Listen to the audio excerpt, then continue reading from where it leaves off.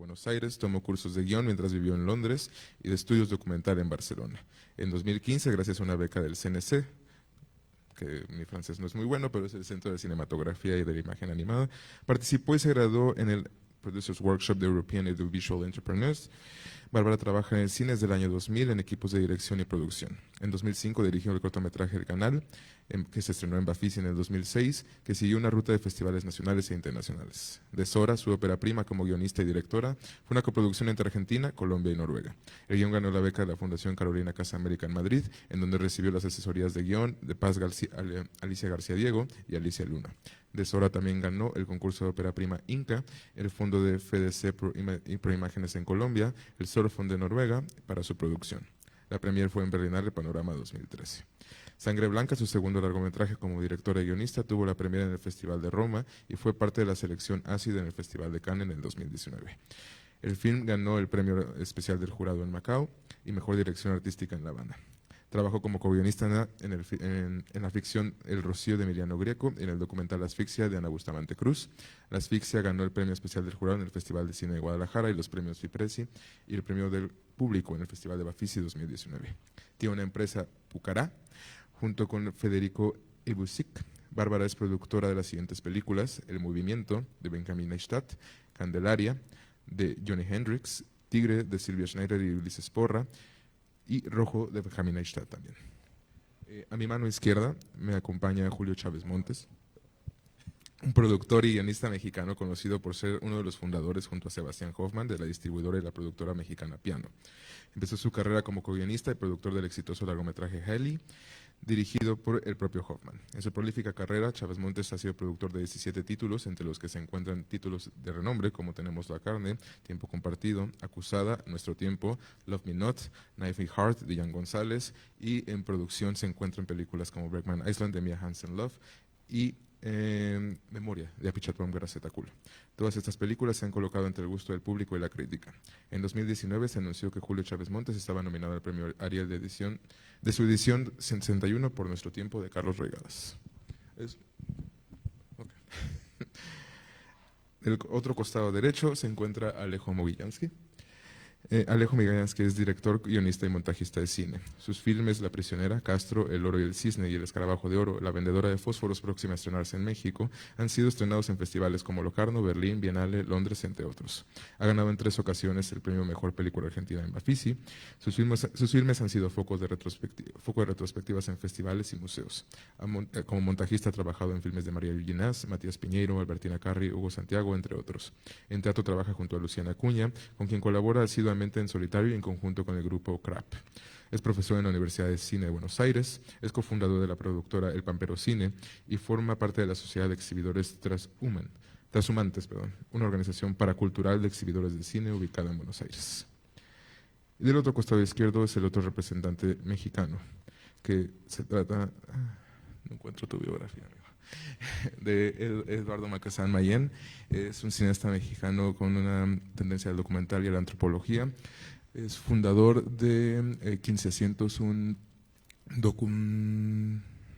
cineclub, un espacio de exhibición enfocado en la expansión en dar espacio y brindar espacio al cine experimental en México. Perfecto.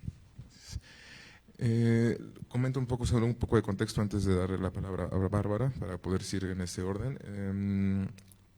La razón por la cual concebimos en el festival esta mesa, hay muchas, pero en específico es por una película que se encuentra en programación, que es Por el dinero, de Alejo Mogillansky. La película se estrenó en el Festival de Cannes este mismo año y en sí misma es un cuestionamiento sobre la economía y su vinculación con la relación creativa en el quehacer cinematográfico.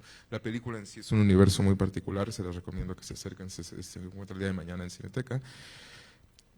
Y nos hizo preguntarnos cuáles son las necesidades de los cineastas para poder, sobre todo en Latinoamérica, quisimos hacerlo muy polar, de México hasta Argentina, cómo son las formas en que se satisfacen esas necesidades o cómo son las formas que tienen que buscarse para lograr el quehacer creativo en Latinoamérica. Dependiendo de las posibilidades que podemos tener aquí, encontrar una pluralidad, pero simplemente es como ver qué se tiene que hacer para poder alcanzar las metas y proyectos. Bárbara, te cedo la palabra para que nos puedas contextualizar un poco de tu metodología de trabajo. Esta Nos gustaría conocer cómo tu ideología y tu metodología se conjuntan y trabajan para realizar los proyectos.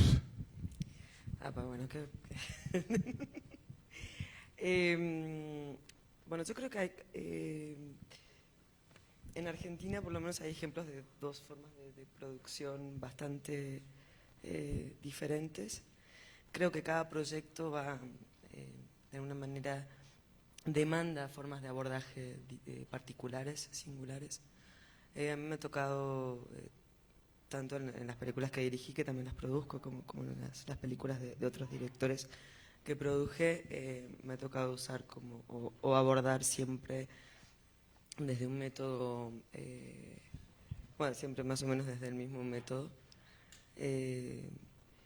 y ha sido la búsqueda de coproducción internacional por una cuestión de costos de cada uno de los proyectos, ¿no? En principio, digamos, o sea, siempre que uno pueda hacerlo o resolver con los propios medios o con los medios locales la producción de una película, me parece que es siempre más beneficioso y controlable, pero la mayoría de las veces no se puede, sobre todo bueno, por las condiciones o los recursos que podemos captar en nuestros propios lugares. Al menos eso nos pasa en Argentina y cada vez más en un contexto de crisis. Siempre tenemos la necesidad de asociarnos. Y creo que lo primero en lo que pensamos a la hora de asociarnos es con gente, con países o con productoras que compartan ciertas características culturales en principio y por supuesto criterios estéticos e ideológicos. A nosotros nos ha tocado coproducir con países de América Latina, con Colombia y con Brasil, ha sido como la mayor parte de nuestra experiencia, y después muchísimo con Europa, siempre en búsqueda como de fondos blandos en los que no haya que fuera hay que integrar tanta cuota artística y técnica para no desnaturalizar los proyectos. No sé, son todos como de producción o son estudiantes de cine. ¿Alguno tiene claro que quiere producir? ¡Apa! Bueno, ya la vida los irá llevando poco a poco hacia ahí. Por lo general en las coproducciones, digamos que oficiales que pasan por los institutos de cine, para que cada película tenga la nacionalidad del país, digamos, mayoritario y del país minoritario que está coproduciendo, por lo general se requiere una cuota artística y técnica, ¿no? Hay que poner, no sé, en América Latina, con el acuerdo latinoamericano, si yo voy a coproducir con México y yo soy argentina, digamos, productora mayoritaria, voy a tener que incorporar de México por lo menos dos actores o actrices y técnicos cabezas de equipo. Entonces a veces pasa cuando uno empieza a coproducir que hay que tener muchísimo cuidado con eso porque si no el proyecto corre riesgo de irse desnaturalizando, ¿no? Eso es uno de los problemas a los que nos enfrentamos siempre que queremos hacer producciones un poco más grandes y necesitamos coproducir. Entonces una estrategia, digamos, para los países latinoamericanos es buscar los fondos europeos que apoyan cine latinoamericano, africano, digamos, de países en vías de desarrollo. Entonces hay fondos de esos en Holanda, en Noruega, en Alemania, que no tienen tantos requisitos de ese tipo. Entonces, bueno,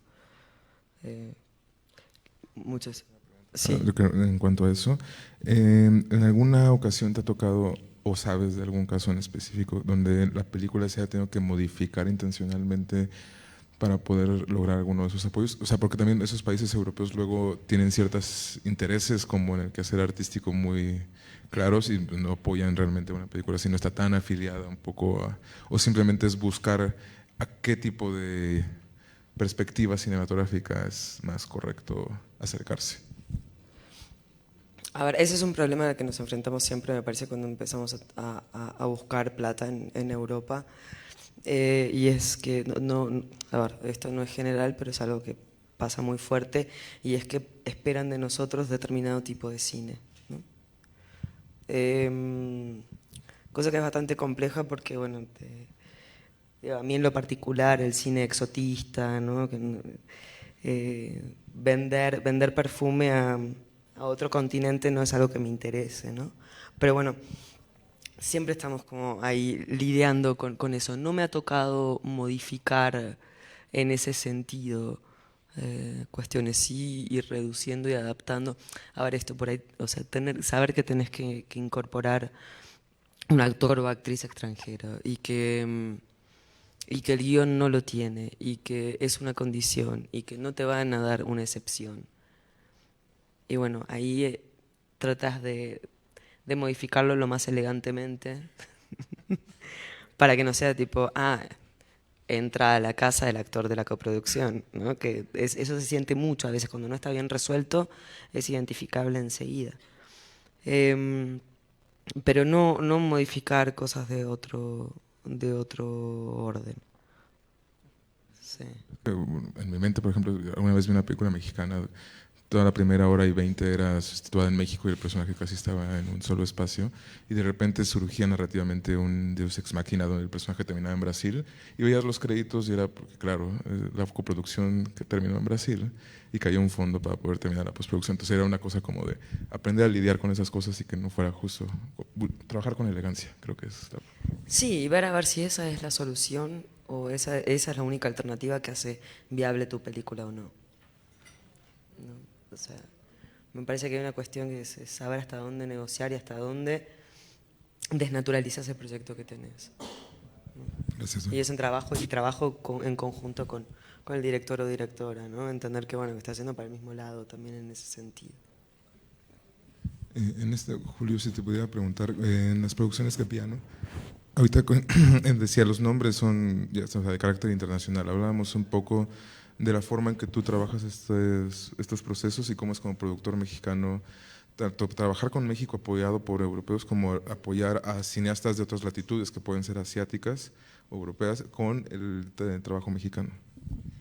Claro, pues mira, yo creo que lo principal es, o sea, la razón por la que nosotros consideramos que la coproducción es tan importante es por dos motivos, ¿no? Por supuesto, uno es, como dice Bárbara, que es una forma de poder resolver el financiamiento de las películas de una forma congruente con sus objetivos, sobre todo si son proyectos culturales, ¿no? Y que va a ser imposible sostener como una inversión de capital de riesgo que llevan otro tipo de exigencias, ¿no? Por supuesto, cualquier método de financiamiento tiene limitantes y virtudes. Luego, como también lo platicábamos antes, para mí es una cuestión importante a nivel ético de pensar que vivimos una época de xenofobia, de fronteras cerradas, ¿no? De gente que está tratando de matar como cualquier intercambio cultural que nos humaniza, no que nos une, y que el cine para mí debe tener una vocación internacionalista. Si no bien todos los proyectos tienen que ser internacionales, y la vocación internacionalista de reconocernos los unos a los otros como humanos, ¿no? Y a partir de esta humanidad básica hacer una construcción internacional real, ¿no? Que no es esta construcción de mercado, ¿no? O de comercio, sino no de intercambio, ¿no? Yo creo que lo principal también con los proyectos es tratar de armarlos de una forma que es congruente con su esencia, ¿no? Y siempre ser muy consciente de lo que implica, ¿no? Yo creo que hay 1000 formas de expresar una misma idea, ¿no? Entonces siempre hay que encontrar la forma más congruente, ¿no?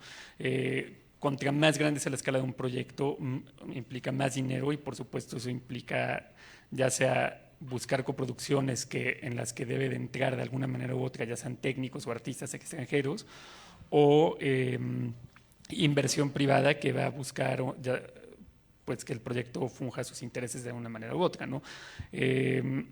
Entonces creo que a la hora de plantear un proyecto uno tiene que estar muy consciente de eso, ¿no? Y saber qué es congruente aceptar y qué no lo es, ¿no? En mi caso, por ejemplo, como guionista, ¿no? Con Sebastián, o sea, creo que siempre hemos sido muy pragmáticos, ¿no? Y siempre hemos pensado mucho en cuando escribimos, la escala en la que queremos plantear una idea, ¿no? Y saber las restricciones que eso puede conllevar, ¿no? Y saber cómo, bueno, si queremos hacer esto, en el caso de tiempo compartido, ¿no? Sabíamos que o nos limitamos o lográbamos que encontrar que casi todas las locaciones de la película estuvieran realmente a 10 kilómetros del hotel, o iba a requerir una logística de transporte y producción imposible de lograr con el presupuesto que teníamos, y eso iba a implicar cambiar el guión, ¿no? Y cambiar de una forma que lo iba a hacer irreconocible. Entonces nos amarramos a eso, ¿no? Creo que eso es lo primero de lo que uno debe estar consciente siempre, ¿no?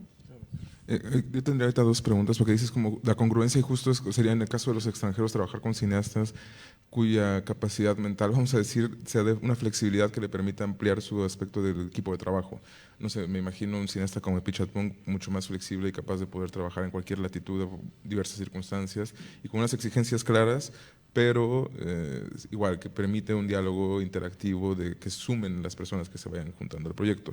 Y dos, quisiera que nos contaras un poco sobre este proceso de cómo Piano crece, porque si analizamos, digamos, el crecimiento de Piano ha sido muy gradual y muy conciso y muy coherente. O sea, empiezan con una producción como Hailey, o tienen de otra índole, pero no es una película pequeña, pero es una película de carácter independiente.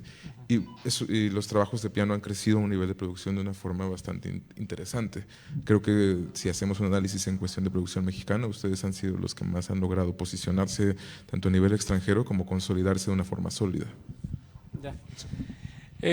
Pues sí, o sea, creo que muchas veces se trata también de encontrar colaboradores, ¿no? O sea, y creo que también esa es o sea, hay veces que hay que enfrentar como el financiamiento de una película también como una oportunidad creativa, ¿no? Porque, o sea, eso te permite hacer que el proyecto en sí crezca, ¿no? Y en vez de naturalizarlo, no plantearlo de otra manera, ¿no? En el caso de Memoria, ¿no? De Apichatpong, cuestiones políticas de las que él ha hablado claramente, no tiene planeado filmar en Tailandia en el futuro próximo, ¿no? Y eso lo llevó a decir, pues ahora quiero explorar distintos lugares, ¿no? Y eso lo habría, ¿no? A hacer como una historia que no estaba como realmente, o sea, a plantear una película que no estaba realmente ligada en un universo tailandés, ¿no? Sino que venía desde la perspectiva de un extranjero a hablar, y a través de una actriz extranjera, que es esta Tilda Swinton, para hablar de la memoria histórica, ¿no? Y de todas estas cicatrices que él intuye, ¿no? en Latinoamérica a partir de las turbulencias políticas, de la represión, de la violencia, ¿no? Y cómo esto de alguna manera premia toda la vida, ¿no? O sea, y lo hace, creo, de una forma increíble. Y pues justo él está acostumbrado, esta película se armó desde un principio como algo que iba a ser esta mirada desde fuera, y es una película que yo me río siempre con Diana, mi coproductora colombiana, porque decimos que es como la ONU de las películas, ¿no? Porque es una coproducción como entre 11 países, ¿no? Y que es medio locos, pero también ha sido muy gratificante ver como este espíritu de reciprocidad, ¿no? Y gente, o sea, tan dispar y tan distinta, o sea, gente en Doha, ¿no? Gente en Líbano, ¿no? Gente en Malasia, ¿no? O sea, sumarse a este proyecto, ¿no? Hacerlo con ese espíritu de tratar de lograr decir algo que trasciende como cualquier identidad nacional, ¿no? Y hacerlo de una forma donde colaboren todos, ¿no? Y donde todos tengan como esta parte, esta aportación cultural y creativa al proyecto, ¿no? Entonces es la forma más bonita de cuando una coproducción se arma. Luego ocurren otras cosas que son, la verdad, muy particulares.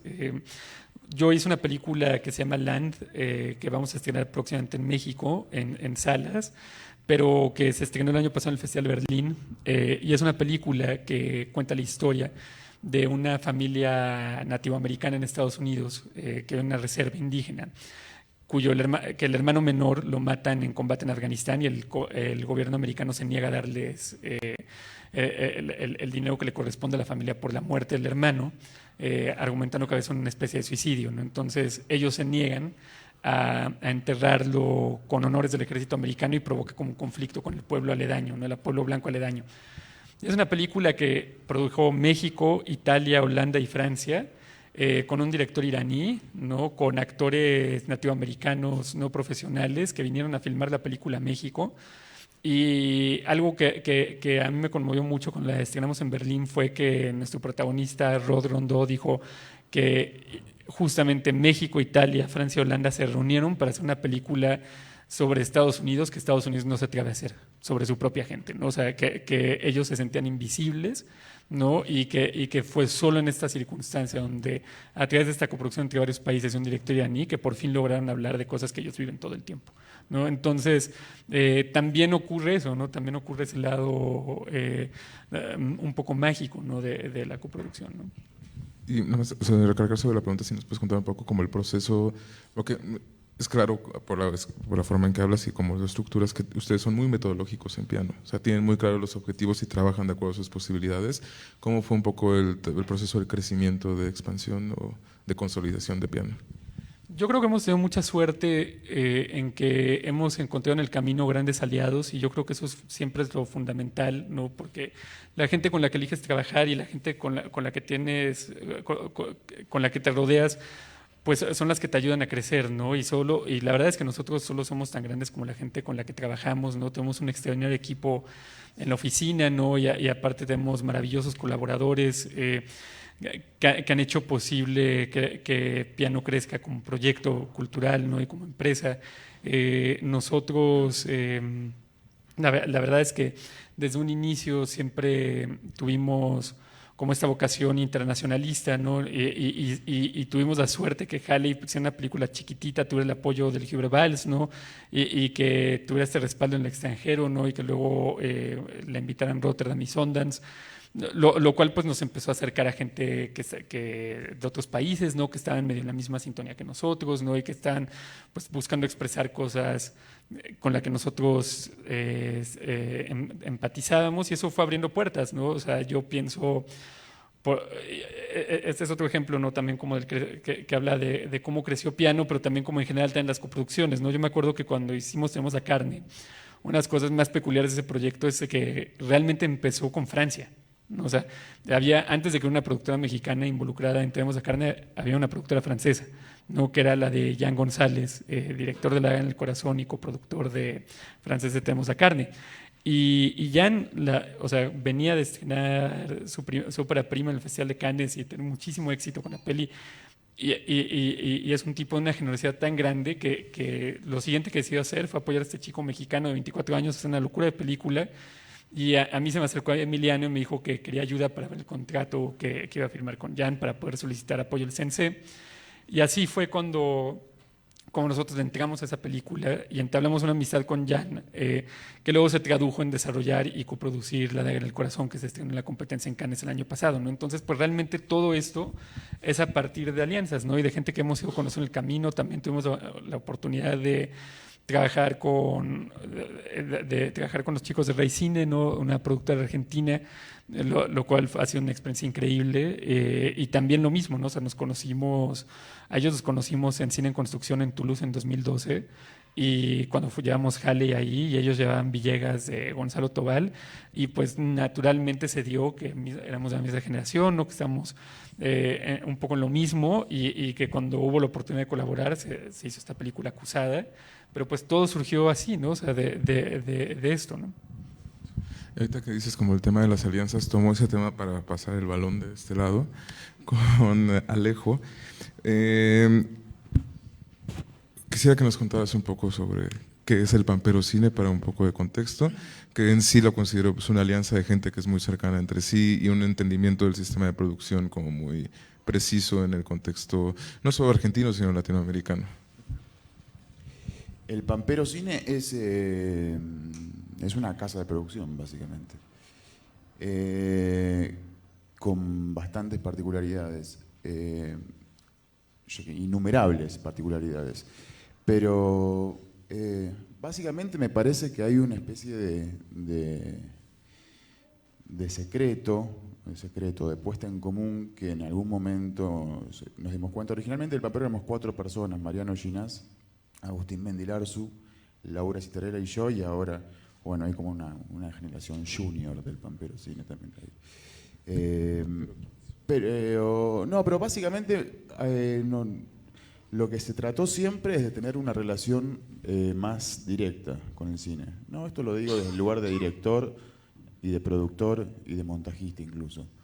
Es decir, yo mismo en algún momento he empezado a tratar de mover un proyecto y he empezado a ir a pitch allá y acá, al Festival de Copenhague, al Festival de Marsella, etc. Y realmente esa especie de círculo que se arma con una película, una persona, entre que empieza una película, tengo la idea de una película, se pone hasta que termina la película, pueden pasar 5 años, ¿no?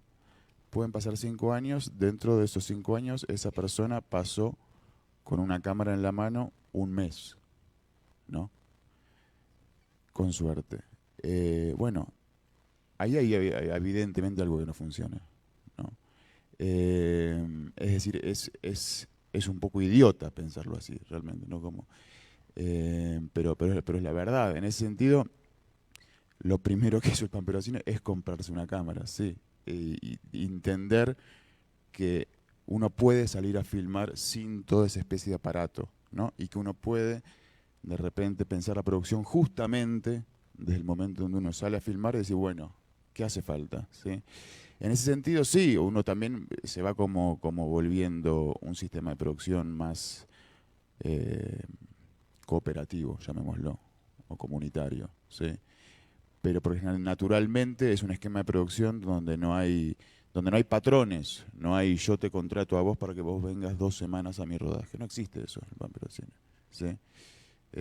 ¿Querés filmar? Sí o no. O sea, como cuando yo tengo una banda, tocas la guitarra, venís a ensayar, sí o no. Es un poco así. Y es un sistema de producción que un poco nosotros le copiamos al teatro independiente argentino, en Buenos Aires. El teatro independiente siempre fue muy fuerte, desde la crisis que hubo en nuestro país al comienzo de la década del 2000, que ahora se está repitiendo. Claro, lo bueno de las crisis, lo único bueno es que provoca que la gente salga a hacer las cosas con una libertad inusitada, ¿no? Como todos son los Sex Pistols de repente, ¿viste? Eso es lindo, eso es lo único, por después es un desastre, obviamente. Pero bueno, ¿qué pasó ahí? Pasó que las compañías de teatro independiente tomaron teatros, empezaban a ensayar, y si no había dinero se ensayaba igual, y si no había dinero se estrenaba igual con lo que haya, ¿sí? Esa lógica nosotros la copiamos. Pero porque es inútil esperar a que haya dinero para que haya, digamos, uno puede hacer algo y en todo caso ya veremos cómo hacemos para que el dinero llegue, y tarde o temprano el dinero llega. También es como una manera también de sacar del medio todas las figuras un poco que tienen que ver en el cine con esa figura un poco patronal, ¿no? Es decir, yo por ejemplo, o el Pamperocine no hace castings, ¿sí? Esa especie de circunstancia donde yo me siento como una especie de jefe de empresa y viene un actor o actriz y se hace el gracioso. Que es una circunstancia horrible, si uno lo piensa, para un actor. Es espantoso, ¿no? Todos los que tenemos amigos actores lo sabemos. Es el momento, el actor cuando va a un casting piensa que la persona que tiene enfrente es un canalla, y es un canalla y lo único que quiere es que lo contrate para que le dé el dinero, vaya a trabajar, y la verdad es esa. Entonces, ¿por qué uno replica esa lógica completamente capitalista en el seno de una película independiente? Está mal, ¿no? Moralmente está mal. Entonces es como, eso es el Pamperocine, esas son un poco las ideas que rodean el Pamperocine.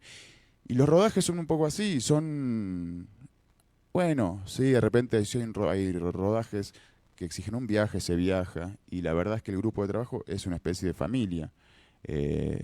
Incluso en forma literal, es familia, ¿no? Yo filmo con mi pareja y todos lo hacemos. Ginás también, etcétera, y Ginás es como una especie de hermano a esta altura del partido. Con los problemas que tiene una familia, qué sé yo, en las familias hay peleas, hay quilombos, qué sé yo, bueno, acá también hay problemas. pero, pero se filma más parecido, si se quiere, a como de repente ensaya una compañía de teatro, ¿no? Que se dice, bueno, nosotros ensayamos los lunes, los miércoles y los viernes, dale. Nosotros filmamos los lunes, los miércoles y los viernes, dale. Me salió un trabajo el viernes, bueno, no se filma, bueno, tratemos de reemplazarlo, pongamos un jueves, o vamos a filmar el sábado. Bueno, se hace eso. ¿Hay dinero? No. Pero salió una propaganda, vamos todos y cobramos la propaganda y seguimos filmando lo nuestro. ¿Salió un premio? Sí. ¿Premio a mejor director? Sí. Son $2.000, se reparten. No es que me los quedo yo. ¿Sí?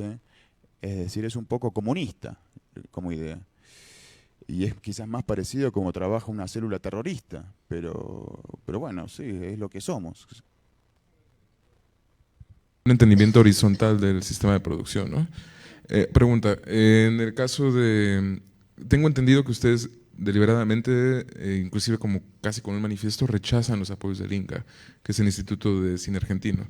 Si nos pudieras platicar un poco de eso, y en caso de que, por ejemplo, si cae uno europeo, que tengo entendido, por ejemplo, que La Flor, que es la película de Llenas, tiene el Uber Barnes, ¿cómo o sea, ¿en qué momento funciona ahí eso? No, con el Inca, con el Inca tiene problemas, siempre tuvo problemas, y el Inca nunca pudo inventar una forma de ayuda de producción a las películas independientes de ficción. ¿Sí? Hay ahora una quinta vía documental, no sé, ¿no? Pero la verdad es que la forma en que realmente se filma el cine independiente no tiene nada que ver con lo que plantea el Inca, ¿no? Con lo que plantea el Inca, ¿sí? Con un esquema de rodaje sindicalizado, con un esquema de rodaje donde se cuenta la hora extra, como toda esa especie de situación, no corre eso en el cine independiente, la verdad es que no corre. Y por otro lado exige un esquema de producción de una convencionalidad que tampoco las películas tienen, porque es decir, el Inca, como todo instituto de cine, pide un guión de 90 páginas, 110 páginas, etc. Y la verdad es que hay películas que no van con guión, no se empiezan con un guión, ¿sí? Uno piensa en la película de Chaplin, no filmaba con guión. Y ya estamos hablando de Chaplin, no estamos hablando de un cineasta experimental. Chaplin no filmaba con guión. Iban ahí, inventaban una escalera y veían qué podían hacer con la escalera, qué sé yo, y iban y filmaban, ¿no? Películas como las nuestras, las mías por un ejemplo, no tienen guión. El guión es lo último que se hace en una película como en mis películas, ¿sí? Primero se filma, después se edita, después se vuelve a filmar, después se escribe y después se vuelve a filmar y después se termina de editar. Es un poco así. Entonces, ¿en qué momento una institución gubernamental con funcionarios y seleccionados por políticos va a comprender eso? Nunca va a comprender eso. La verdad es que nunca. Entonces, uno se vuelve una especie de persona que engaña al Inca, al instituto, inventa un guión, como dibuja un presupuesto, etc. Pero bueno, esa especie de hacer como si en algún momento se traslada al rodaje, me parece. Y me parece que no está bien que no pase eso. El día que el Inca tenga una línea de subsidio como por ejemplo tiene no sé, ciertos organismos incluso del Estado que le dan un aporte al teatro independiente sin pedirle las boludeces que te pide el Inca, bueno, o mecenazgo, por ejemplo, la ley de mecenazgo de Buenos Aires. Bueno, bienvenido sea. Bueno, Huber Valls no te pide eso. De repente, bueno, uno puede sospechar que ciertos fondos europeos, como decía acá nuestra colega, tiene cierto interés en que el cine latinoamericano sea de tal o cual manera, de que tiene que ser un cine político, social, como si eso fuera lo latinoamericano, ¿no? Y de repente lo latinoamericano es otra cosa, qué sé yo, es poder filmar. O tenemos derecho a filmar otra cosa. Tenemos derecho a filmar otra cosa. No, bueno, pero entonces son como, pero bueno, pero también existen momentos donde se da el dinero. Yo me acuerdo, tuve una discusión fuerte en un momento, en ese momento estaba buscando plata para una película que nunca se hizo, y entonces habíamos inventado una película que se hizo porque, no sé, yo estaba buscando plata para una película no me la dieron, pero me invitaban a pitchear la película a otro lugar y al mismo tiempo me pagaban una nueva película con una codirectora que se llamó El Escarabajo de Oro, esa película. Pero viste, uno entra en unas redes rarísimas y bueno, qué sé yo, un poco las haces divertido, pero después es decir, bueno, yo quiero hacer mi película. Y me acuerdo de una discusión con una persona de Berlín que yo le decía, bueno, esta película va a tener un flashback del siglo XVII. Y me decía, me miraba así como si yo fuera una especie de como quien mira a un niño, ¿no? Diciendo, mira que, o sea, ¿cómo vas a hacer para tener una película con un flashback del siglo XVII con este presupuesto, ¿no? Y yo me decía, anda a cagar, ¿viste? Y hicimos nuestra película, nuestro flashback del siglo XVII. No es tan difícil, son 3 ropas lo que hay que poner, no es tan complicado.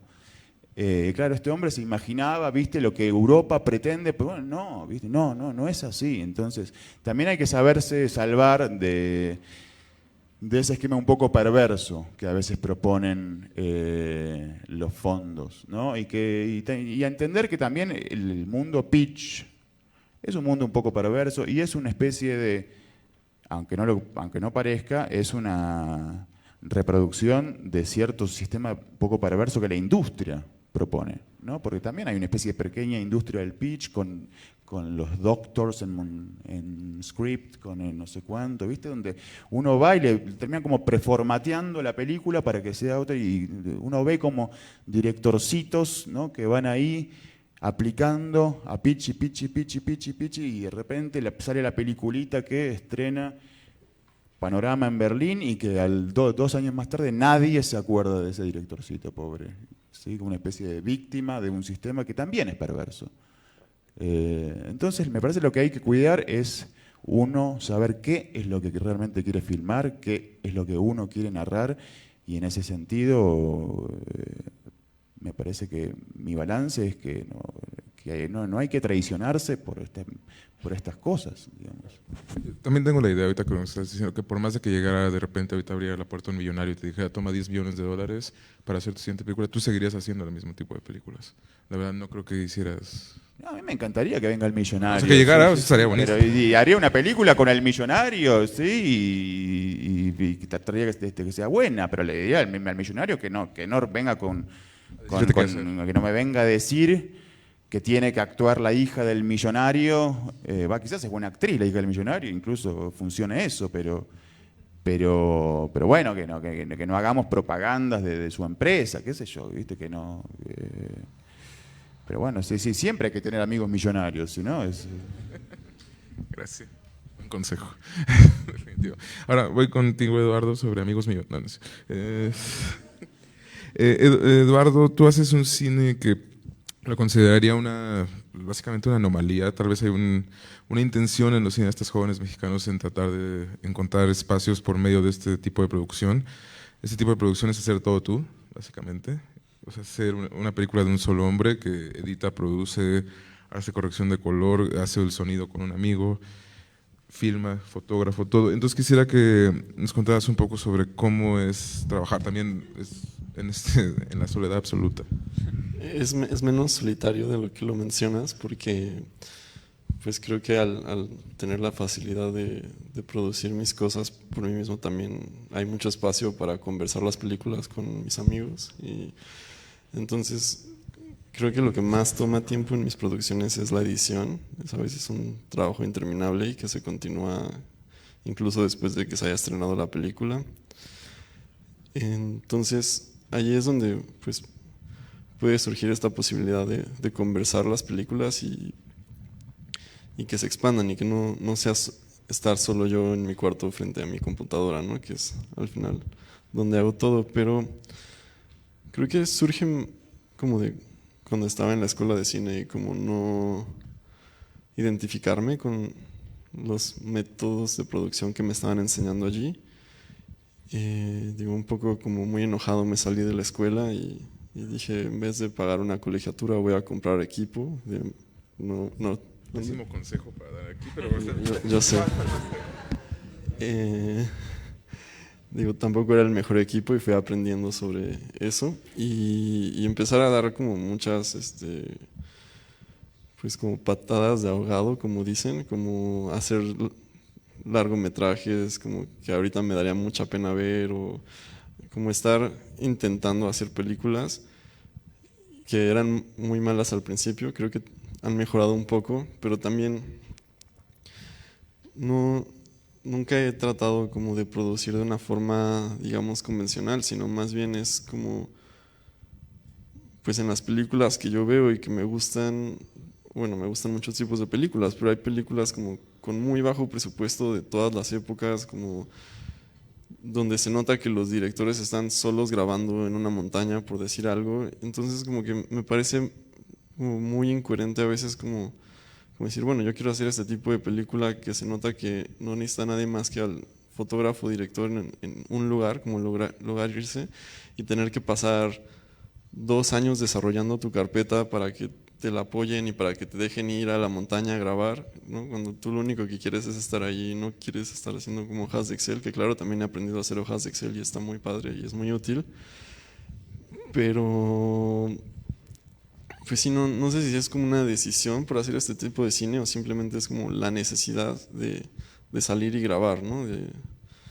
Y pues luego pasar el tiempo editando, ¿no? Construir y pues disfrutar las imágenes, ¿no? Como que creo que eso me gusta mucho y no sé cómo podría hacerlo de otra manera. Me gustaría encontrar cómo hacerlo de otra manera porque pues justo a veces sufro bastante como pues con el dinero porque es como que tengo un buen trabajo o sea, no sé, unos meses tengo un buen trabajo y luego todo el dinero que gané lo gasto en mi nueva cámara y luego ya no tengo para pagar la renta.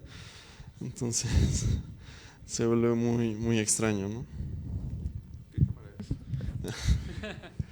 Me compré una Handycam 4K hace unos meses que graba como en logarítmico y entonces tiene muchas posibilidades de corrección de color y pues creo que está muy bien. Digo, una cámara equivalente o sea, se hicieron una película que estuvo el año pasado en Cannes con una cámara equivalente, entonces yo creo que cumple con las expectativas estéticas visuales que tienen los festivales de cine.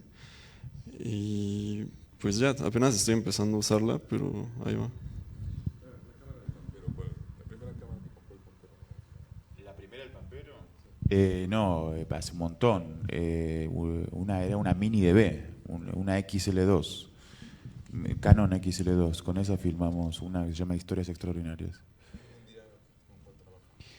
Después pasamos por un momento de 7Ds, pasamos por toda esa gama de Canon 7D, 60D, etcétera. Y en este momento tenemos que comprar una cámara, mira. Entonces estoy acá escuchando al maestro y a ver si nos conviene la cámara que recomienda. Eduardo está presentando en el marco del festival su última película, Escocia San Gregorio, también un cortometraje en competencia. Pero Escocia San Gregorio es un caso muy particular. Me gustaría que tú hablaras un poco sobre ello. Es una película filmada 72 horas después, que es el límite que tú medio te impusiste después del temblor de hace 2 años. Justo a partir del temblor 72 horas y es el registro que él hace. Una película que la inmediatez del suceso te requería que pasara en ese instante. No podías esperar justo a, puta, qué buena, se me ocurrió hacer una película, vamos a aplicar una carpeta, porque ya estarías empezando a recibir el fondo ahorita. Entonces, tu trabajo está delineado de alguna forma por la independencia, si no sería una cosa completamente distinta. Esa película es una cosa muy extraña, ¿no? Porque yo pasé en China como un mes, fui a hacer una residencia para la cual tenía una investigación teórica como, pues, no sé, bastante extendida. Y llegando a China fue como de todo lo que había pensado no tiene nada que ver con lo que voy a filmar, así de que esto es una cosa completamente diferente a lo que yo creía que me iba a encontrar. Entonces un poco abandoné como las ideas que tenía y filmé otra cosa en China que todavía no edito, pero volviendo a México un mes después pasó el terremoto, ¿no? Y pues bueno, un poco lo que estaba pensando hacer en China era sobre la relación del sujeto con el paisaje y la relación de la colectividad y la transindividualidad que existe como en las formaciones sociales. Y pues bueno, no encontré nada de eso en China, pero como que sin pensarlo y sin tener como mucho como una idea conceptual de salir a la calle ese día del terremoto. Me acuerdo que pues estuvo muy fuerte, como todos lo recordamos. Estaba como tirado así en la cama de mi hermano, y mi hermano estaba ahí, estábamos viendo al techo así de, no, pues ¿qué hacemos, no? Y pues surgió la idea de salir a la calle, pues a ver si podíamos ayudar o algo, ¿no? Y pues dije, bueno, me voy a llevar unas cámaras por si surge, pues no sé, algo que pueda filmar, pero estamos hablando de que no había electricidad. Yo tenía 3 cámaras, así, una GoPro vieja, una Handycam del 2000 que me acaba de comprar y no me acuerdo cuál era la otra, pero pues ninguna tenía suficiente pila, ¿no? Como que todas estaban así como a la mitad de cargadas. Entonces pues salí un poco así como con mi hermano viendo si podemos, llevábamos cubetas, pero algo muy interesante del terremoto es que había como una sobresaturación de personas ayudando, entonces como que realmente llegamos y era como, no, pues no los necesitamos, ¿no? Como, entonces yo dije, bueno, voy a ponerme a grabar, y pues a veces cuando me pongo a grabar, digo, sí, casi siempre trabajo con documental, ¿no? Pero entonces cuando veo algo que me interesa y saco la cámara, ya como que me disocio de mí mismo y solo me voy, y así como que abandoné a mi hermano y me metí como a grabar a los escombros y como, pues nada, me colaba entre la gente, me ponía a grabar y me empecé a subir a coches, como estos coches que estaban como moviéndose alrededor de la ciudad, y solo fue una película acerca de grabar como mi experiencia de la trayectoria espacial a la que me enfrenté, ¿no? Y luego, bueno, esto fue en 2017, en septiembre, pero digamos en 2 meses ya tenía como el primer corte después, pero como que luego ha sido un proceso muy raro, ¿no? Porque es como, son imágenes muy fuertes y a la vez es como que le he tratado como de, bueno, está como marco teórico que traía de mi investigación para ir a China, como que empecé a darme cuenta que estaba como muy ahí, ¿no? Como un poco sin querer, pero también como que creo que actualmente también ya abandoné esas ideas y ya me doy cuenta que solo es una película que observa las articulaciones humanas que se crean a partir del catástrofe, pero tratando de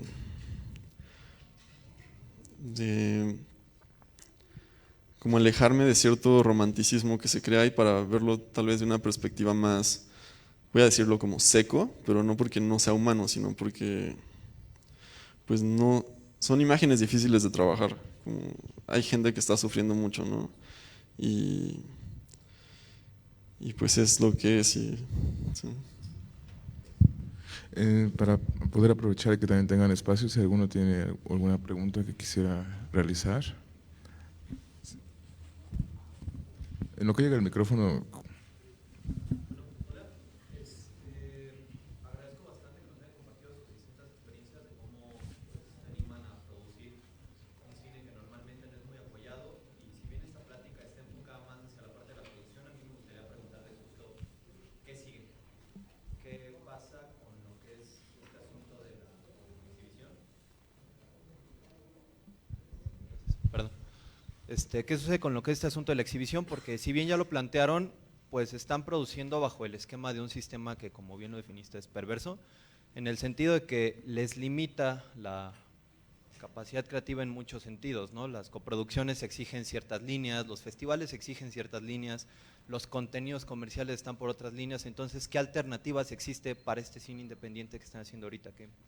¿En dónde se puede exhibir o hacia dónde lo están mandando ustedes? Igual yo sí, porque tenemos una distribuidora. Mira, yo creo que por supuesto es un reto, ¿no? Y nadie sabe qué es lo que va a pasar con la exhibición como existe hoy en día, ¿no? Y eso creo que nos puede poner nerviosos, pero también al final del día es porque todos esperamos o deseamos siempre encontrar algún tipo de certeza, ¿no? Una certeza de si trabajas de esta manera va a haber dinero, ¿no? Si trabajas de esta forma vas a tener un público de X tamaño. Y esas cosas, la verdad, son imposibles de definir, ¿no? O sea, es imposible saber cuál va a ser tu público, es imposible saber cómo le va a recibir la gente. O sea, es imposible saber dónde vas a poder exhibir más allá de las características de la película, ¿no? O sea, porque yo pienso en Justo tenemos la carne y por lo que es esa película, dirías, esa Tenemos la Carne jamás debería haber puesto un pie en una sala comercial y lo hizo, ¿no? O sea, nosotros éramos los más sorprendidos, pero se logró programar en salas de malls, ¿no? O sea, por supuesto salieron gente en banda, ¿no? Horrorizada de lo que vieron, pero pues ese era parte del punto, ¿no?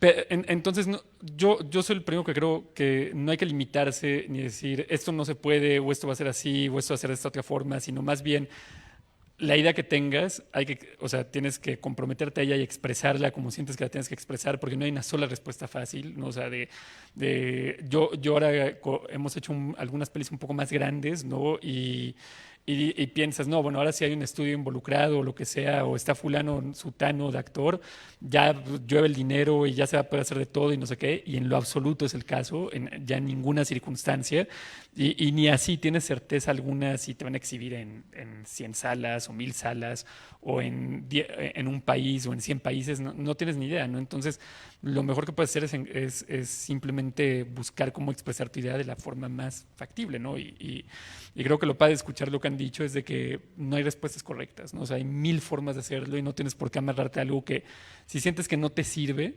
yo creo mucho en la intuición, ¿no? A pesar de que somos como, Piano es una empresa, ¿no? Y todo es muy estructurado, no sé qué, yo creo mucho en la intuición, ¿no? Y las cosas tienen que ser congruentes con sí mismas y no buscar encorsetarlas. Sí, hay festivales que de repente en el extranjero que pueden tener una cierta visión de lo que es Latinoamérica, y lo que haces, pues no los mandas ahí, ¿no? Te vas a otro lado y lo encuentras, y ¿para qué quieres ir a un festival que tiene una expectativa de tu película que no va a funcionarle a tu película porque era un público que no la va a recibir, que no va a estar abierto a lo que va a ver? Pues es una pérdida de tiempo, ¿no? O sea, al final creo, y eso creo que también es un vicio, o sea, o sea, nosotros o sea, yo no puedo decirte nada en contra de los festivales importantes porque nos han apoyado como tal, pero lo que sí te puedo decir es que creo que el rango que se les da es un error, ¿no? O sea, tu película no es ni mejor ni peor porque se estrena en Cannes o se estrena en Venecia o se estrena no sé dónde. Tu película donde se tiene que estrenar es donde puede tener un público sensible a lo que quieres decir. O sea, no tiene ninguna lógica querer entrar a un lugar que te va a exigir, dice, oye, pero ¿por qué no me estás mostrando el realismo social? ¿O por qué no me estás mostrando como una cuestión política como con la que mi público de clase media francés se sienta cómodo, ¿no? Y eso es la realidad que quiere ver, ¿no? O sea, no me la compliques. Es de, pues, ¿para qué quieres poner un pie? Y no te sirve absolutamente nada, ¿no? Y ya ni siquiera te sirve irte a estos festivales y ya no te garantizan que tu película se distribuya o se exhiba, no sé qué. Entonces, hay que buscar siempre, ¿no? Y en ese mismo espíritu, pues creo que la exhibición está cambiando, ¿no? O sea, ya no va a ser el modelo tradicional, se va a romper. Eso es indudable y eso asusta, pero al mismo tiempo creo que da o sea, miles de posibilidades, ¿no? Algunas comunitarias, ¿no? Otras como una estructura independiente que ya ha sido formando, como Cine Tonalá, como las cinetecas. O sea, las respuestas están ahí, nada más hay que encontrarlas. No, estaba pensando, vos preguntás por la exhibición, que efectivamente es raro lo de la exhibición y está en crisis, y mi sensación, bueno, hay excepciones, qué sé yo, en Francia está bueno como el sistema de exhibición, ¿no? Que tienen cines por todos lados. Bueno, acá tienen la cineteca esta, que es preciosa. Pero en un lugar como Buenos Aires, por ejemplo, muchos lugares de Latinoamérica, me animaría a decir, bueno, este tipo de películas no tiene sentido entregárselas a los multicines, ¿no? No tiene sentido. De repente los multicines van y la tienen que estrenar para cumplir con una cuota de pantalla que una ley los obliga, pero es casi una especie de limosna, ¿no? Que te dan. Y uno no quiere que le den la limosna, no quiere mostrar su película. Y en ese sentido me parece que aún en ciertos casos, no sé, estoy pensando en el ejemplo de Lisandro Alonso, que hizo Jauja y armó una especie de gran producción en Argentina, fue ahí, estrenó en no sé cuántas salas y fue un desastre. El caso de Lucrecia Martel también quiso. Entonces son grandes películas y que de repente, para mí es un error entregárselas a la selva de los multicines, ¿no? No tiene sentido. Entonces hay que cuidarlas de la misma manera que uno cuidó su factura, en ese sentido. Y en ese sentido me parece que hay que agarrar la exhibición y ponerse a exhibir cine. Sinceramente, mi balance es ese, y de hecho en Buenos Aires en este momento se está haciendo mucho, ¿sí? Hay muchas exhibiciones alternativas. Ahora nosotros, por ejemplo, tenemos una película que tenemos un problema con esa película porque dura 14 horas, se llama La Flor. Y entonces no hay un cine que te programe La Flor, porque tienen que cerrar el cine durante 3 días. Entonces, bueno, ¿qué pasa con La Flor? Se inventan constantemente lugares alternativos como este, ¿sí? Dice, bueno, se proyecta viernes, sábado y domingo, ¿sí? Durante 4 fines de semana. Un poco como hacen como si fuera una obra de teatro, una vez más, ¿no? Y me parece que es el mejor modo de mostrar una película y es el mejor modo de recuperar el aura de la proyección de cine, ¿sí? De un grupo de personas, vamos, nos sentamos en una sala oscura y miramos juntos una película, ¿no? Y no la chanchada, el pochoclo, toda esa locura de los multicines que ya no va para estas películas, ya realmente no va. ¿Sí? Ni siquiera los precios de los multicines son precios populares y el cine supuestamente es un arte popular. Son precios no sé, de montaña rusa, ¿no? Como de parques temáticos, ya los precios que proponen los multicines. Entonces me parece que hay que volver a pensar la exhibición de cine como un arte popular, ¿sí? Y con una exhibición a escala humana. En ese sentido, me parece que la única salida es que los productores de cine agarren la exhibición de cine con un esquema de autogestión y se armen espacios alternativos que se van creando. La verdad es que se van creando, ¿no? Y uno va, tal tiene un cine, Nanni Moretti tiene un cine en Roma, en Buenos Aires está esto, etcétera, qué sé yo. Son lugares que se van haciendo que me parece que hay que defenderlos y que cuando uno tiene una película más grande, también ahí tiene que defenderlos y decir, no se la doy al multicine, se lo doy a este. ¿Sí? Es la manera de generar cierta resistencia a esa especie de un poco de monstruo que por momentos se vuelve la industria del cine, que comprende tanto la producción como la exhibición, ¿no?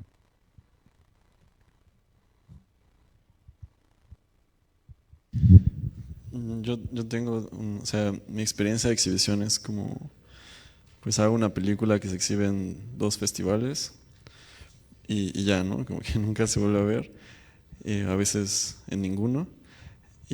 Pero más bien lo que sí he hecho es como experimentar otras cosas, ¿no? Como que a veces convivo mucho con escenas como de arte, digamos, y por ejemplo con unos chicos que tienen un puesto de como revistas de arte que está en la San Miguel Chapultepec, como que bueno, ellos imprimen y hacen sus cines y cosas así. Y una vez ellos se acercaron a mí y me propusieron que hiciéramos una colección de DVDs.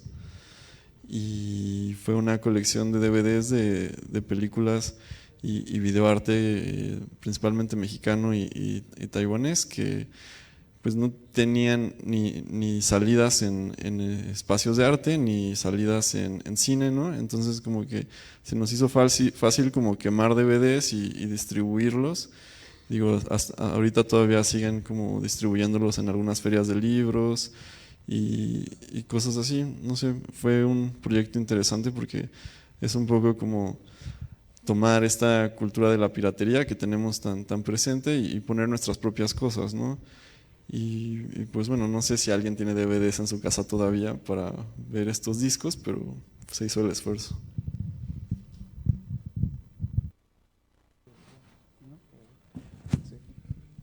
O sea, si pudiera agregar algo, yo también tengo una distribuidora que es muy pequeña. De hecho, estoy trabajando con Alejo para la vendedora de fósforos.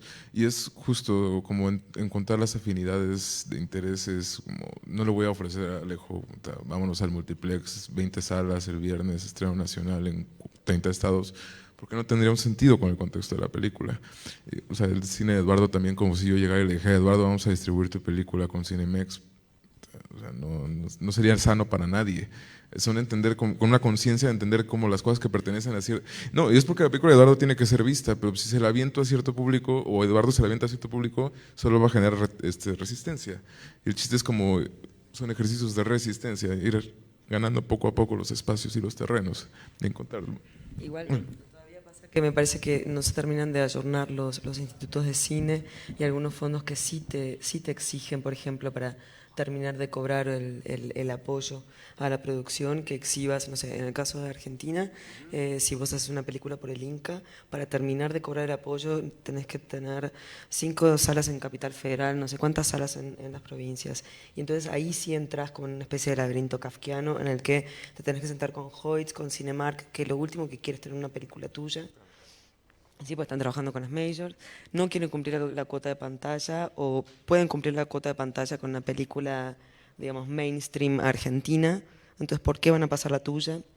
Y ahí entras como en un sinsentido donde no te toman, no, donde no te toman de repente estos circuitos que se van generando más alternativos, estos espacios que tienen que ver también con espacios más comunitarios, donde también suceden otras cosas, eso no te lo toman como circuito de exhibición.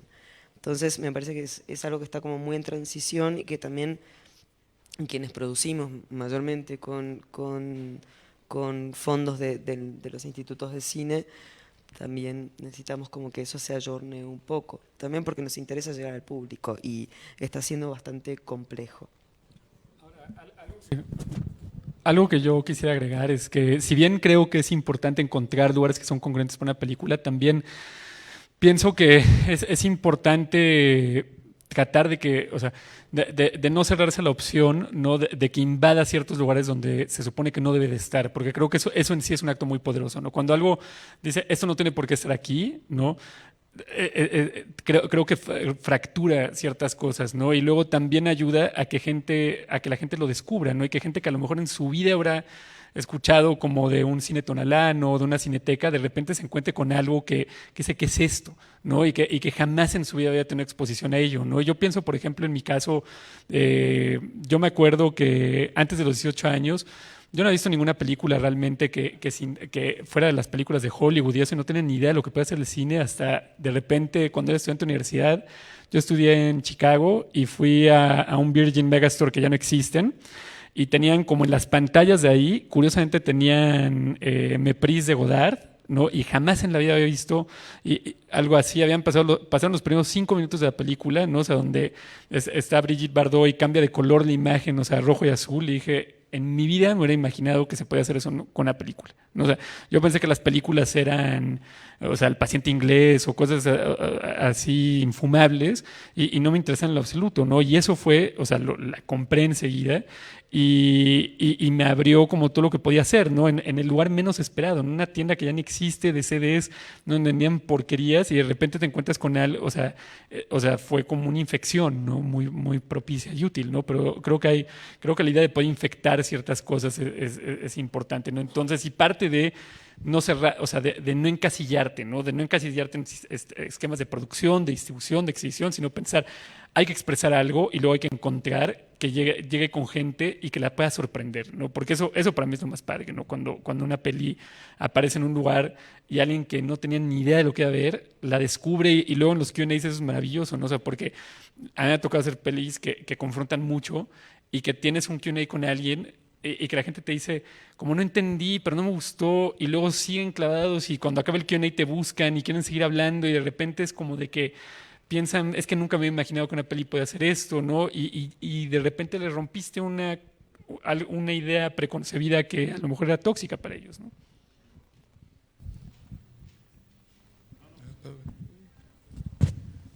¿Alguna otra pregunta? Venga, ándale. Anímense, es una buena oportunidad para provocar gente. Sí. Gracias.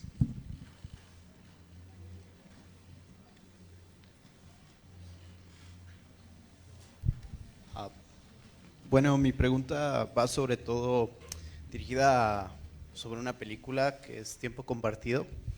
Y bueno, va sobre el lado de la exhibición que recién tocaban y esta introducción a públicos como más amplios que pueden llegar a esta película.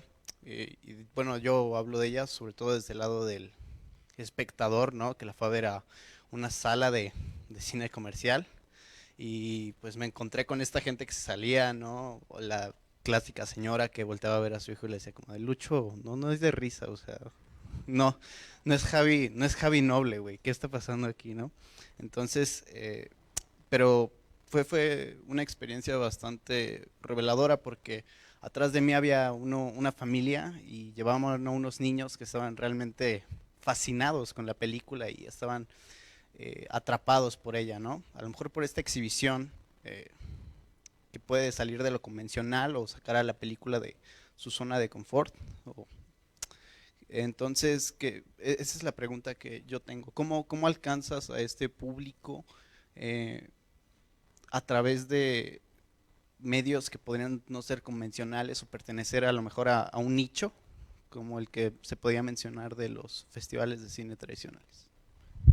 Pues justo un poco para nosotros, para Sebastián y para mí, Tiempo Compartido también fue un poco una respuesta después de hacer Halley, ¿no? Que nos tocó ir por el circuito de festivales y justo curiosamente sentir como lo que tú decías, ¿no? La verdad de que veas en los festivales europeos, ¿no? Y luego de repente como esta sensación de que había como una idea preconcebida de lo que tenía que ser el cine latinoamericano, ¿no? De realismo social, ¿no? O sea, plano secuencias, ¿no? O sea, y que parecía como encasillarse, ¿no? Y además como acomodarse en un espacio muy seguro, ¿no? Y muy descafeinado, y nosotros como que nos propusimos hacer una película, decir, queremos hacer algo que sea una cosa nuestra, que es esta pesadilla que teníamos, pero que tratar de colocarle en esos espacios donde normalmente no iría, como una especie de provocación, ¿no? O sea, de sabiendo que por el elenco que teníamos, por las características de la película, podíamos lograr una exhibición grande, ¿no?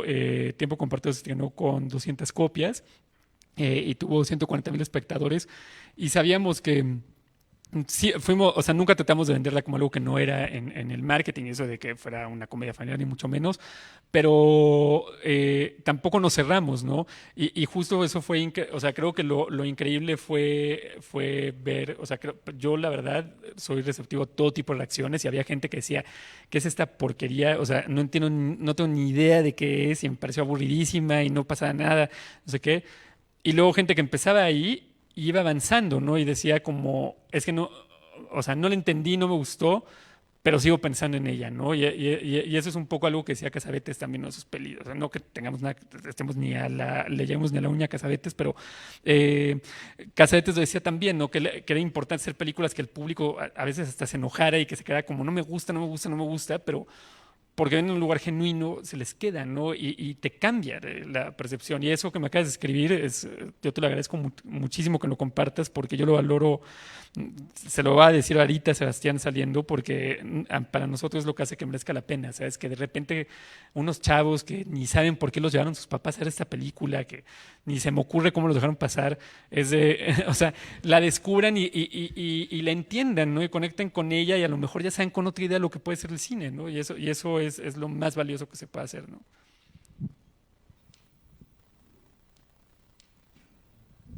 ¿Alguien más?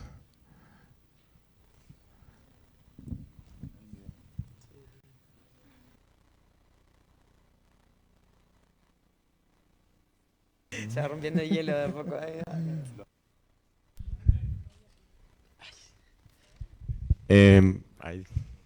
Ok. Hola. Bueno, al final de cuentas, creo que ustedes ya tienen como una trayectoria bastante, por lo menos extensa o mayor en cuestión de producción. Entonces, mi duda sería, en todo ese tiempo que ustedes llevan realizando ya esta chamba, ¿cuál ha sido posiblemente la dificultad más grande que hayan encontrado a la hora de producir? Y si pudieran la oportunidad de decírselo a ustedes mismos de jóvenes que apenas estaban empezando, ¿cuáles serían esos consejos que se dirían de hacer esto o haz aquello? Gracias. ¿Quién va primero? Yo tengo que pensar un poco, ¿no? Yo creo que hay que seguir adelante siempre, básicamente. No sé, dificultades hay muchísimas. Yo creo que la dificultad más grande con la que uno se puede llegar a encontrar es cuando una película provoca una reacción que vos no imaginaste, ¿no? Como de repente tenés unos críticos diciendo que es una porquería, gente que la defiende, gente que no, y de repente eso es algo particularmente difícil, me parece, para los directores y para los productores. Más allá de cualquier circunstancia de producción. Yo creo que el gran desafío, lo que provoca los suicidios de los cineastas son esas reacciones, ¿no? De verdad lo digo. Los críticos son, mayoritariamente son unos canallas, ¿no? Como que van así, hablan de una película, no, como si uno no dudara de la película, ¿no? Entonces uno dice, ¿por qué vos no dudás cuando haces la crítica de la película? ¿Por qué yo dudo y vos no? Que no vale, ¿no? Y pegan fuerte, pegan fuerte. Después uno va haciendo películas y esos críticos que hablaron mal de repente, ahora hablan bien, porque ahora hay que hablar bien de ese cineasta, qué sé yo, ¿no? Como que son panqueques, ¿no? Se dan vuelta. Pero para mí la gran dificultad es esa, es cuando hagas una película y la gente te pregunte para qué carajo hiciste esa película, vos ahí adelante, y hacer la segunda película, y en el momento la gente va a entender por qué hiciste la primera. Y también entender que, digamos, así como en la vida no todo el mundo nos quiere, no a todo el mundo le va a gustar lo que hacemos. Y está todo bien con eso, digamos.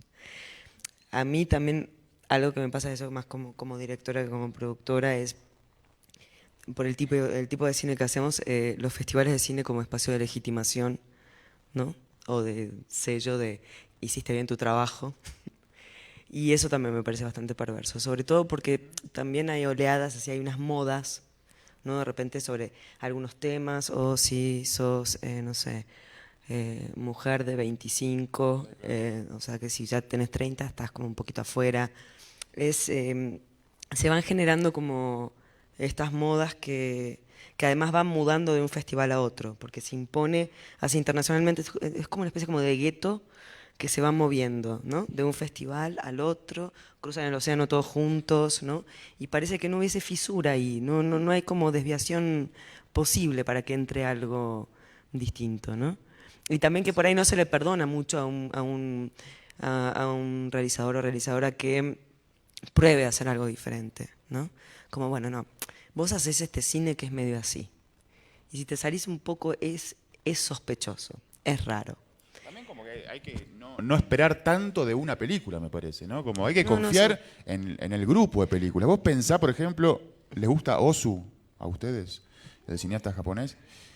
Bueno, ubican el estilo Ozu, ubican el famoso estilo Ozu, filmo, el plano acá, el contraplano, 180 grados para el otro lado, el tatami. Ozu inventó el estilo Ozu en la película número 37. 37, ¿sí? Entonces, ahí te das cuenta que la urgencia que tienen los festivales de cine y la crítica por descubrir la semillita nueva es de un nivel de frivolidad espantoso, ¿no? Y además esto de adjetivar, ¿no? De que un realizador se vuelva adjetivo, ¿no? Marteliano, almodovariano. Y debe ser una cárcel tremenda para cualquiera que está, digamos, haciendo películas o trabajando con algo creativo, que de repente te encierren en una identidad, en un molde, y a partir de ahí vas a tener que hacer todo con ese estilo, ¿no? Bueno, se generan cosas un poco raras.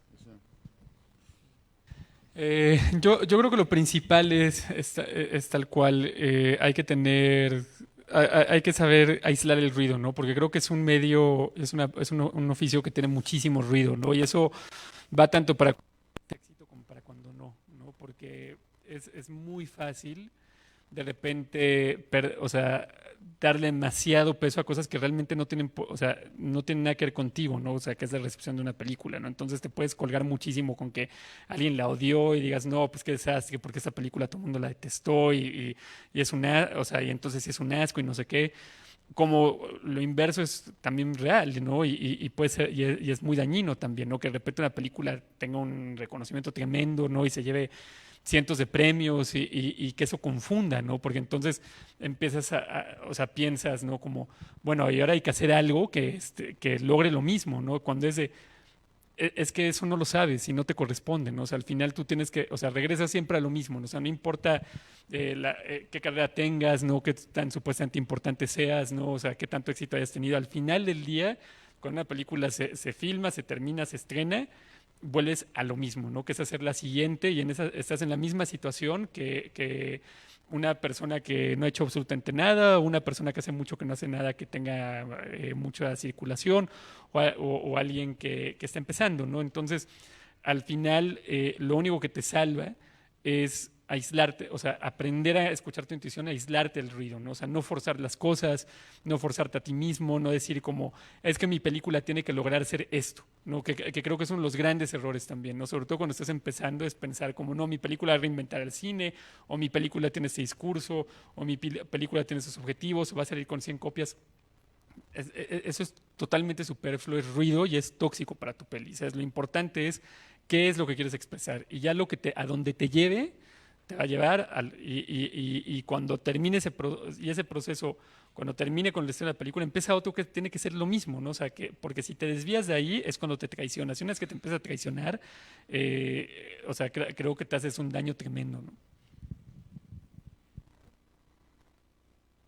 Pues bueno, yo no llevo tantas películas realmente, porque este es mi segundo mediometraje, pero pues el año pasado, cuando se presentó otra película que hice en este festival, otro programador del festival como que me hizo una broma así como medio rara, como de todos los directores quieren que su primera película sea una obra maestra, ¿no? Como burlándose de que no iba a programar mi película en otro festival o algo así. Y pues bueno, como que en el momento dije, ¿qué le pasa, no? Pero como que luego lo pensé. Audio, nada más. Y luego lo pensé y creo que, digo, es una cosa interesante, ¿no? Como, sí, o sea, haces una película y tienes esperanzas de que se proyecte en muchos lugares y como, pues tal vez viajar y hablar de tu película y así, pero también es que creo que se han creado muchas expectativas en la cultura millennial, por ejemplo, como del éxito muy joven y de llegar muy rápido a los grandes foros, pero a veces, no sé, yo no me siento todavía como con la capacidad de hacer como la mejor película que yo podría hacer, como que creo que sigo aprendiendo y a veces veo gente que es más joven que yo que ya está pues en los festivales internacionales y pues me da gusto que estén ahí, pero también se siente esa juventud, ¿no? Se siente que todavía no logran ser lo mejor que pueden ser y es un poco rara esa situación, ¿no? De cómo los festivales de cine deciden quién es la siguiente estrella del cine de menos de 25 años y quién no, ¿no? Como que todo es ahí como un juego como politizado y muy extraño y que la verdad no creo que sea muy relevante para el proceso creativo, ¿no? Y como para hacer películas, como creo que si haces 10 películas y solo se exhiben una vez o nunca se exhiben, pero pues tal vez la 11ª vaya a ser una gran película, ¿no? Y entonces como que creo que si quieres hacer cine solo es como seguirlo haciendo sin importar como pues cuántos aplausos te den, ¿no? Como mantenerte haciéndolo. Un poco me parece que el consejo es hacer lo que se te dé la gana, lo que estés más convencido que tiene que ver con, o por lo menos con lo que vos intuís, que es tu deseo, y algo de lo que después te puedas hacer cargo. Porque después, o sea, el resto es incertidumbre absoluta. Entonces tener que poder convivir con eso que hiciste el tiempo que sea.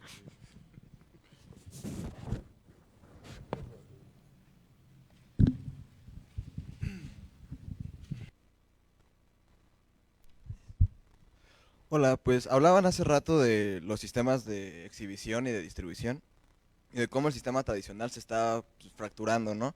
Quizá en parte por los servicios de streaming y mi pregunta va un poco relacionada a eso, a cómo ha sido su relación con estos servicios. También lo digo porque tiempo compartido que ya está en Netflix y si han tenido ustedes algún acercamiento a estos servicios, no sé, como con Retina Latina o Filme Latino que están encargándose de hacer otro tipo de cine.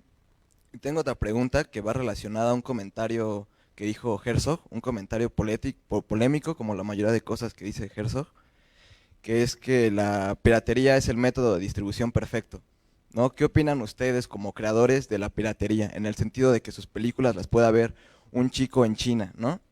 Y lo digo esto porque me he encontrado películas de escuelas de cine de aquí de México, del CC y del CUEC, en páginas de torrent chino, ¿no? Entonces me imagino que, ¿qué opinarán ustedes como creadores de que sus películas se puedan ver en otros países, en otras fronteras, digamos sí de manera ilegal, pero cómo se sienten al respecto de que sus películas a través de internet se puedan ver prácticamente en cualquier parte del mundo? Bueno, con respecto a lo de tiempo compartido, como les decía, ¿no? O sea, para mí creo que es importante tratar de, o sea, creo que es importante que las películas estén disponibles, ¿no? Y que pueda encontrarse la gente en diferentes contextos y que pueda sorprender a alguien que jamás se hubiera esperado ver algo así, ¿no? Entonces Netflix, o sea, le vendimos la película a Netflix después de Sundance, ¿no? O sea, no tuvo, o sea, no participaron en la producción, ¿no? Entonces, en ese sentido fue una relación positiva. Creo, nuevamente, como lo que se platicó al principio, o sea, tienes que saber, o sea, cuando vas a hacer algo, ¿no? O sea, tienes que tratar de ser congruente con eso, ¿no? O sea, y tienes que saber que con quien te alías o con quien te acercas va a traer ciertas cosas, ¿no? Y asegurarte que estén en línea. Si tú, o sea, si quieres trabajar, por ejemplo, con un Netflix o un Amazon, pues nada más hay que tener muy claro lo que pueden llegar a pedir, ¿no? Y las cosas que pueden llegar a imponer, porque nada de eso viene gratis cuando ellos se involucran desde el principio, ¿no? Porque son estudios de Hollywood realmente, ¿no? Y cuando es un estudio de Hollywood estás hablando de un monstruo de organización donde hay como por lo menos 10 personas que van a opinar en absolutamente todo y que van a tratar de amoldar las cosas a lo que ellos consideran que les va a funcionar, ¿no? Entonces hay que saber si ese es algo que vas a ser un proyecto que puede resistir, puede ser pasar por esos filtros y funcionarte y no desmoralizarte y volverte loco. O sea, creo que entonces es válido hacerlo, ¿no? Pero o sea, hay que entender hacia dónde va uno, ¿no? Y bueno, ¿no? Eso afortunadamente, o sea, con tiempo compartido no tuvimos que experimentar eso, pero yo sí sé de gente que ha trabajado con las plataformas y sabe, y pues las exigencias son esas, ¿no? Y en cuanto a la piratería, a mí me parece fantástico, ¿no? O sea, al final la cultura tiene que es un derecho universal básico, ¿no? Y todo el mundo tiene que tener acceso a ello. Por supuesto, en un sistema ideal podría uno, o sea, no vivir en ningún tipo de precariedad, ¿no? Y que no fuera una preocupación de regalías, lo que sea. Pero yo la verdad siempre considero que cualquier película que hacemos o distribuimos, en el momento que la ves en piratería, significa que hay un interés real de un público que la quiere ver, ¿no? Y como sea que la encuentre, creo que eso es importante, ¿no? Me pasó hace poco, había que comer al mercado del Escandón y vi mi última película ahí, colgadita en los DVDs y me temblaron las piernas, yo sentí que me había ganado la Palma de Oro casi. Como dije, llegué, o sea, lo piratean en México en el Escandón, o sea, se lo mandé a todo el mundo, tengo fotos, después les muestro si quieren. Pero realmente, o sea, porque uno hace películas para compartir, básicamente, si no, ¿para qué haría tanto esfuerzo? Entonces, sí, está buenísimo que llegue a lugares por ahí impensados. Está bueno. Y luego la piratería te da como una visión como de lo que podría haber sido tu película si lo ha hecho gente más talentosa, ¿no? Porque luego cambian en las carátulas como los créditos, ¿no? Entonces, de repente, me acuerdo en tiempo a Boham Carter y no sé qué, dije, órale, ¿no? O sea, no los además, actores porque son maravillosos nuestros actores, ¿no? Pero me acuerdo del productor y el director y era así como gente súper tópico, pues, ojalá lo hubieran hecho ellos, hubiera salido mejor, ¿no? No, pero se lo ocurren, se lo trabajan. Sí. Claro, hicieron una tapa, ellos una contratapa especial que tienen, no sé dónde sacaron foto fija, una sinopsis, todo, pero decía que traía making of y eso es mentira. Por ahí sí, o sea, por ahí lo consiguieron de algún lugar, pero sí. No sé, sí, comparto acá. Está bueno que se pirateen, obvio, claro que sí. O sea, te da bronca cuando no llegás a fin de mes y decís, che, yo debería estar cobrando ¿no? $1 al menos porque vea la película, pero bueno, sí. Pero bueno, no cobras el $1, qué sé yo. Pero tampoco uno vive las películas, la verdad es eso, ¿no? Yo no vivo las películas, entonces... A mí algo que me gusta mucho de la piratería es como la idea de que, pues, en la actualidad tu formación cinematográfica puede ser mucho más amplia de la que pudo ser la de cualquier cineasta, no sé, como en los años, en las décadas anteriores, ¿no? Como que, pues yo veo películas principalmente como piratas en el internet, descargo torrents o como entro a redes sociales como rusas en donde hay muy buen cine contemporáneo.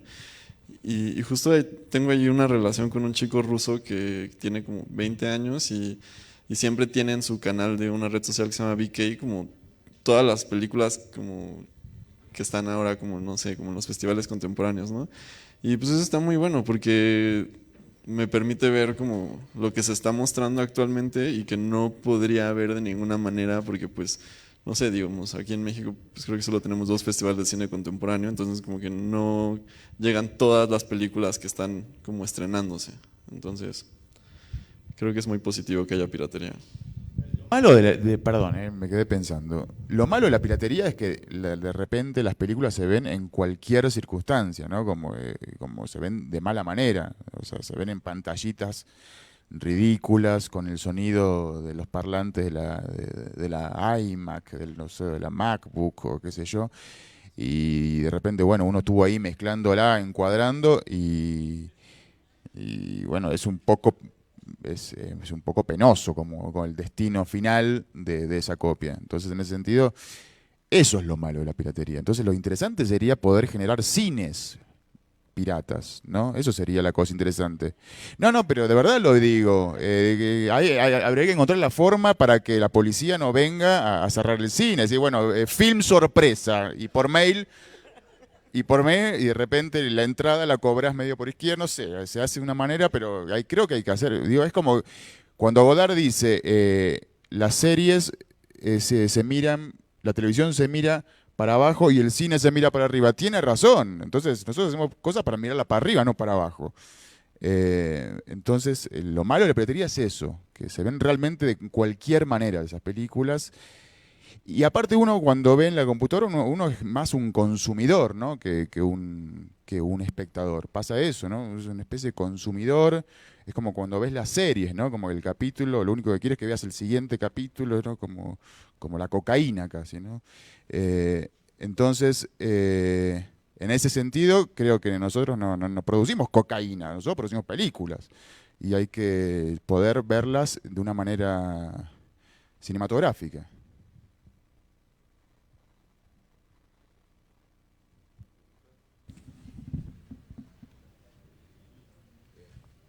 Les pediría un aplauso para nuestros invitados.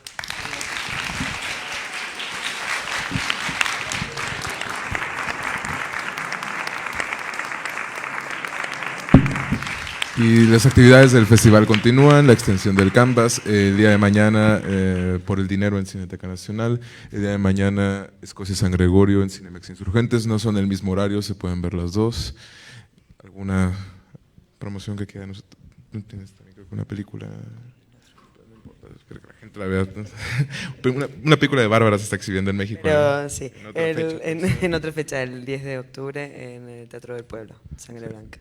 Sí, no hay problema, nada más con que no se diga. ¿Y tú, Julio, algún No, anuncio parroquial? Bueno, no, de distribución nada más está Olimpia en cines todavía de distribución, pero... Súper. Muchísimas gracias a todos. Que tengan buen día.